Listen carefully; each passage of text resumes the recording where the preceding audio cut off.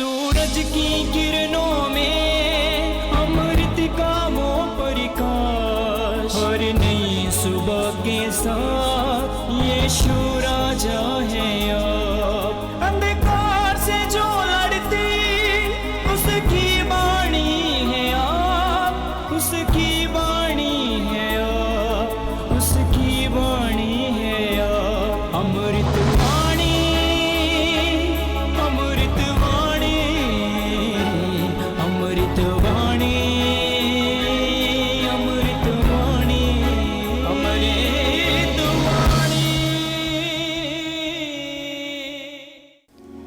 पहला पाठ उत्पत्ति ग्रंथ अध्याय 44 पद संख्या 18 से 21 और 23 से 29, अध्याय 45 पद संख्या 1 से 5 तक। यूदा ने यूसुफ के पास जाकर कहा, महोदय, मुझे आज्ञा दे, मैं आपसे एक निवेदन करना चाहता हूँ। आप मुझ पर क्रोध ना करें। आप तो फिरौन के सदृश है। महोदय ने हम लोगों से यह प्रश्न किया था कि क्या तुम लोगों के पिता और भाई भी है?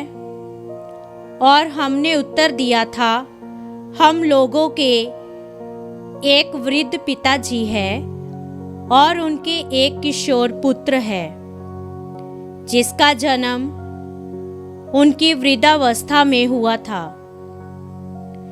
उस लड़के का सगा भाई मर गया है। वह अपनी माता की एकमात्र जीवित संतान है और उसके पिता उसे प्यार करते हैं। आपने हमसे कहा था, उसे मेरे पास ले आओ, मैं उसे देखना चाहता हूँ। यदि तुम्हारा कनिष्ठ भाई तुम्हारे साथ नहीं आएगा तो तुम्हें मुझसे फिर मिलने की अनुमति नहीं मिलेगी। इसलिए हमने आपके दास अपने पिता के पास जाकर उन्हें ये बात बताई। जब हमारे पिता ने हमसे कहा, फिर अनाज खरीदने जाओ, तो हमने उत्तर दिया, हम नहीं जा सकते। जब तक हमारा कनिष्ठ भाई हमारे साथ नहीं हो, तब तक हम नहीं जाएंगे। क्योंकि यदि हमारा कनिष्ठ भाई हमारे साथ नहीं होगा तो हमें उस मनुष्य से मिलने की अनुमति नहीं मिलेगी। इस पर आपके दास हमारे पिता ने हमसे कहा, तुम जानते ही हो कि अपनी पत्नी से मुझे 2 ही पुत्र हुए हैं।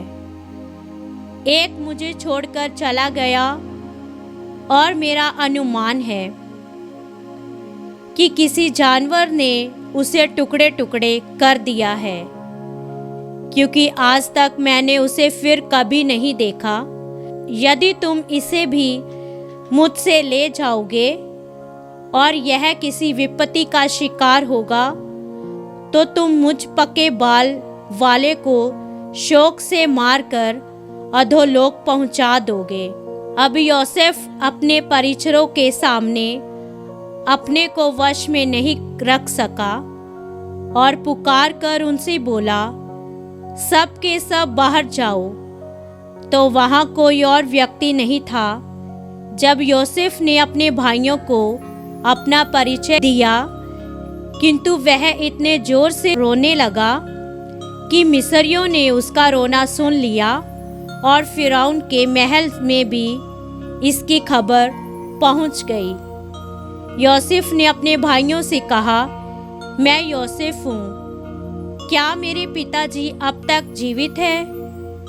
उसके भाई योसेफ को देखकर इतना घबरा गए कि वे उत्तर में एक शब्द भी नहीं बोल सके। योसेफ ने अपने भाइयों से कहा, मेरे और निकट आ जाओ, और वे उसके पास आए।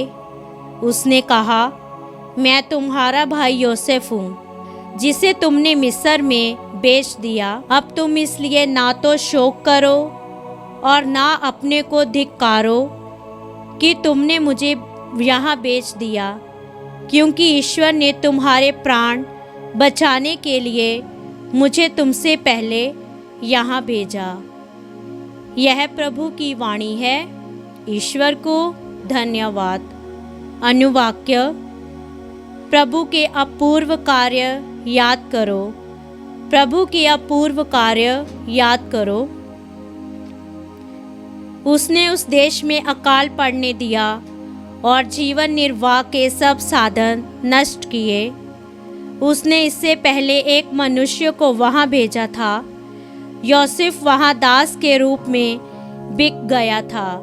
अनुवाक्य: प्रभु के अपूर्व कार्य याद करो।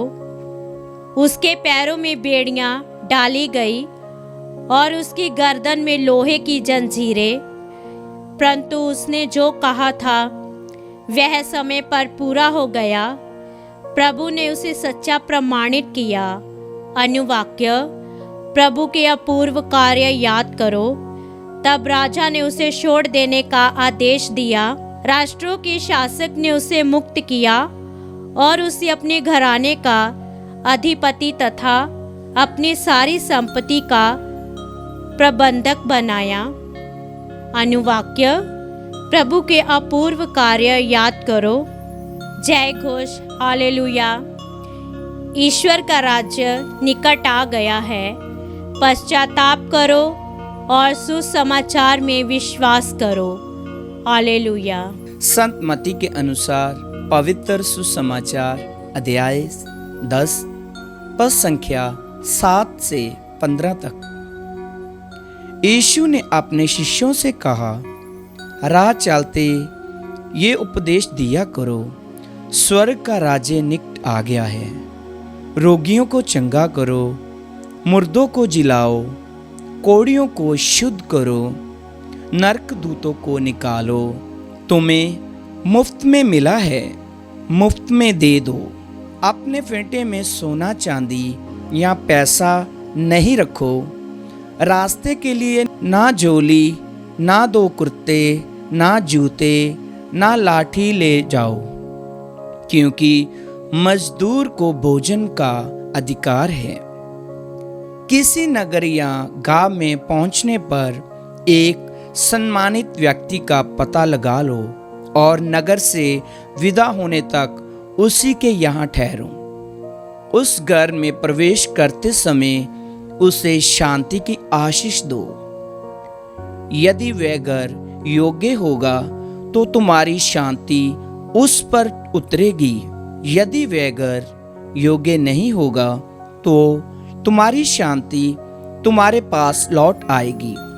यदि कोई तुम्हारा स्वागत ना करे और तुम्हारी बातें ना सुने तो उस घर से या उस नगर से निकलकर अपने पैरों की धूल झाड़ दो। मैं तुमसे कह देता हूँ, न्याय के दिन उस नगर की दशा की अपेक्षा सदोम और गोमोरा की दशा कहीं अधिक सहनीय होगी। प्रभु का सुसमाचार। क्रिस्त की जय।